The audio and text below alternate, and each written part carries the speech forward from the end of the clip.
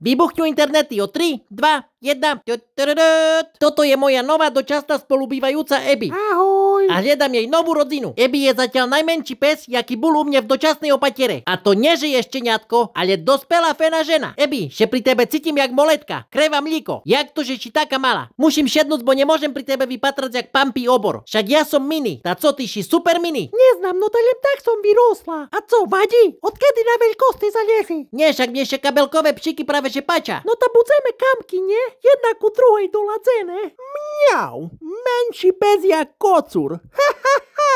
Pampi, ten ďabolše mi šmeje. Mám ho ísť pokúsať? Sebe pripadám pri tebe veľký jak veľblud. Bobaľka, nebožkajme teraz. Še vácim so s psom, potom še budeme neskorší. Mňau, dobre, kráľ môj. Ty nie, že vypatráš jak veľblud, ty še tak i správaš. Poď do toho nevystatého kocúra. Joj, jaké ste netykavky odrazu. Abby, poď tu. Poškrábem. Nevšímaj sebe toho borsuka. Radši dá co šumné povíť o sebe zaujemcom o adopciu. No, tam mám das 2-3 ročky. Už som mala iba betko, divčatko, že adoptovalo das pred týždňom. Mám rada druhých pšíkoch, všetkých ľudí, deci a mám ledva 5 kila. A kompletné hygienické navyky, neničí nabytek, zná ostať sama doma, dokým ši v roboce. Po kastrácii bude kompletne pripravená na adopciu. Zaujemcové píšte mi maila.